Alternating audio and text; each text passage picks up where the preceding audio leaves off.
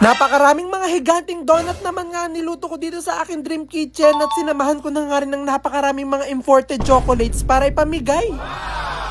Sobrang saya at excited ko nga ngayong araw kasi finally nga gagawin ko na dito sa aking dream kitchen yung mga higanting donut. At talaga nakakatuwa nga kasi itong mga ingredients nga natin ay para nga tayo magbe-bake pero lulutuin ko nga lang siya sa aking higanting kawat. At para makagawa nga po tayo ng perfect at masarap nga na donut, kailangan nga po natin ng timbangan para matimbang natin lahat nga ng ingredients na pagsasama-samahin natin. Hindi nga po kasi pwede na lagay ka lang po ng lagay ng ingredients, kailangan tama yung timbang at dami ng ingredients para talaga maging perfect yung magagawa nating donut. At dahil nga po sobrang dami nga nating gagawing mga higanting donut, talagang bumili pa ako ng higanting mixer nga na to para talaga magawa natin siya ng maayos at smooth. Sobrang hirap at hindi nga po talaga kasi kakayanin kung mamanu-manuhin nga yung pagmamasa nga dito, kaya talaga napabili na ako nitong higanting mixer na to. At matapos ko nga po malagay nga yung flour at sugar nga sa ating giant mixer, ilalagay na nga natin itong pinaka-importante nating ingredients. Ito nga pong active yeast. Naglagay na nga rin po ako ng asin, tapos naglagay na nga rin po ako ng napakaraming mga itlog. After nga po ng itlog, naglagay na nga po ako dyan ng vanilla syrup, tapos nilagyan ko na nga rin siya ng napakaraming fresh milk. At ito nga po paggawa ko nga po ng donut ay meron akong gabay nga ng aking tito kasi yung tito ko nga po meron siyang bakery dati at nakagawa na nga siya ng donut, kaya sa kanya nga ako nagpatulong. At pagkatapos ko nga po may ilagay lahat ng kailangan nga natin ingredients dito sa aking higanting mixer, dali-dali ko na nga po itong pinaikot para makagawa na nga po siya ng donut dough. At maya-maya nga lang din po ganito na nga po naging itsura niya, pero hindi pa nga po yan tapos, kaya dali-dali ko muna kinuha itong napakarami nating tray. Kailangan nga po kasing pahitan nga ng oil nga itong paglalagyan nga natin mamaya ng dough nga natin kasi dito natin sila papaalsahin. At maya-maya nga lang din po na mix na po ng malala nga itong ating dough, kaya dali-dali ko na nga siyang inalis dito sa aking higanting mixer. At dahil napakarami nga po nitong dough nga po natin, kaya nahihirapan nga ako na alisin nga ng isang alisan, kaya inaalis ko nga po siya ng pakonti-konti. Kaya nung nakakuha nga po ko ng konting dough, talaga minamasa-masa ko nga siya, talagang tuwan-tuwa nga ako dito kasi parang nga lang siyang slime. At maya-maya nga lang din po nagpatuloy na nga ako sa tito ko kung paano nga ba ito para talaga mabilis na nga naming magawa. At pagkatapos nga dun ay nagpapaturo naman nga ako dito kung paano nga siya mamamasa ng maayos na bilog at smooth. Kaso kahit anong turo sa akin, talaga hindi ko nga siya magawa ng maayos, kaya pinabayaan ko na nga siya sa tito ko at nagpunta nga ako dito sa kabila para magbutas nga nitong mga donut natin. At habang binubutas ko nga to, talaga tinatanong ko nga yung tito ko kung ganito na nga ba kalaki nga itong mga donut nga na to, pero sabi naman daw niya ilalaki pa daw to ng sobra kasi aalsa pa to. At hindi nga po ako papayag ng mga higanting donut nga lang yung pamimigay nga natin, kailangan na meron siyang masarap na partner, kaya dali-dali na nga ako ditong aalis kasi pumunta nga tayo para mamili ng mga chocolate. At dito nga po tayo mamimili ng sobrang daming mga chocolates dito sa Sweet by Francine dito sa Paranaque. Kung matagal na nga po kayo nakafollow nga sa akin, talagang alam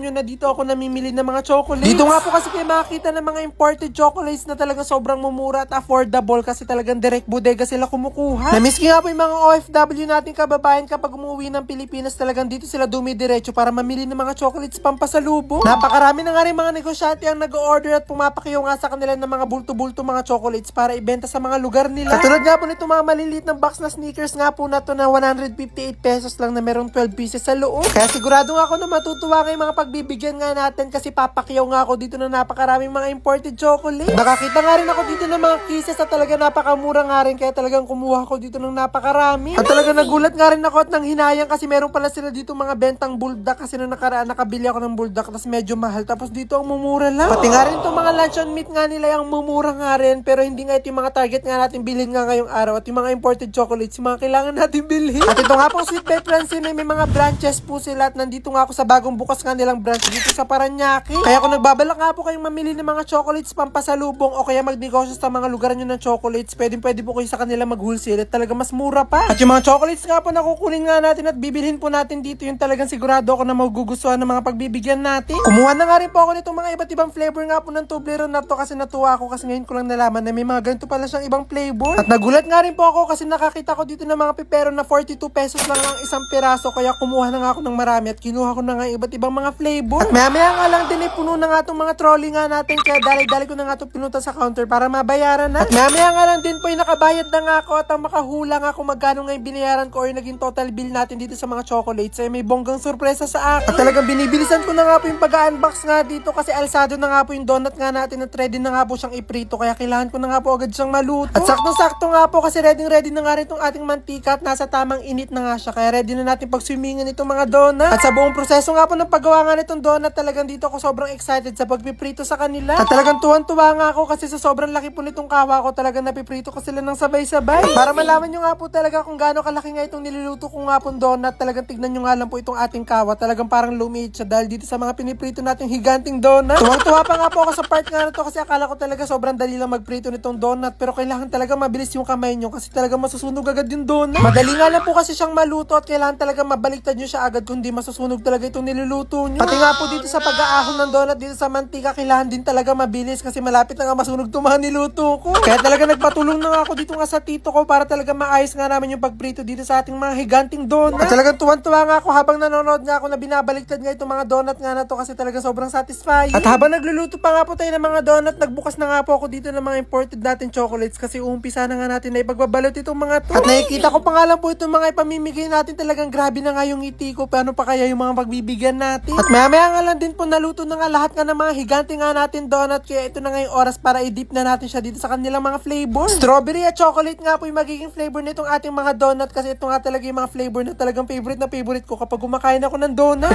Excited na nga rin po ako sa magiging lasa nga na itong niluto nga po nating higanting donut kasi kanina pa nga talaga ako natataka. Hindi ko nga po kasi ito tinipid nga sa ingredients, talaga kung ano nga yung mga masasarap na talagang kailangan ilagay sa paggawa ng donut, talagang nilagay ko. Hindi ko nga lang po naipakita kanina pero naglagay nga po kami ng milk powder sa pinaka-mixture nga nitong ating donut para talaga sobrang sarap. At hindi nga magiging maganda nga itong mga higanti nga po natin donut kung di natin lalagyan ito ng sprinkles, kaya pinaglalagyan ko na nga po sila. Talagang dinamihan ko talaga yung lagay. At talagang ilang piraso pa nga lang po yun na ilalagay ko dito sa aking higanting bilao, talaga napuno na siya sa sobrang laki ng mga donut natin. Kaya ang dami pa nga po natin hindi nalalagyan na flavor na donut nga dito pero puno na nga agad itong bilao. At dahil kanina pa nga talaga akong takam dito sa ating nilutong donut, kaya talaga hindi na ako nakatiis at titikman na natin siya.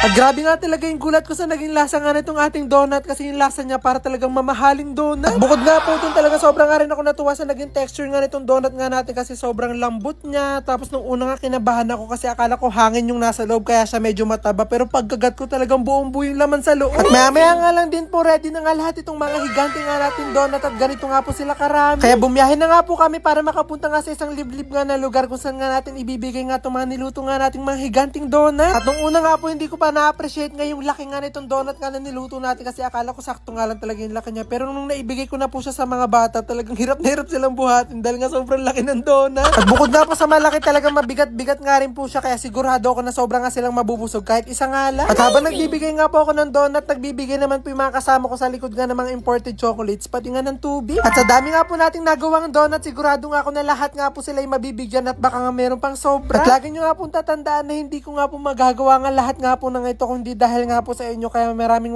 salamat po sa lagi nyong pag-like, pag-share nitong mga video natin, pag-follow po sa akin. Talaga sobrang laking tulong po nun. At dahil nga po doon nakakapagluto tayo ng mga napakasasarap na mga pagkain na hindi pa or minsan pa lang nila natitikman. At sa sobrang dami nga po nating nagawang mga higanting donut, talagang nabigyan nga po namin lahat nga ng bata at matatanda at talagang nakakatuwa yung mga reaksyon nila kasi talagang nasarapan sila. Amazing!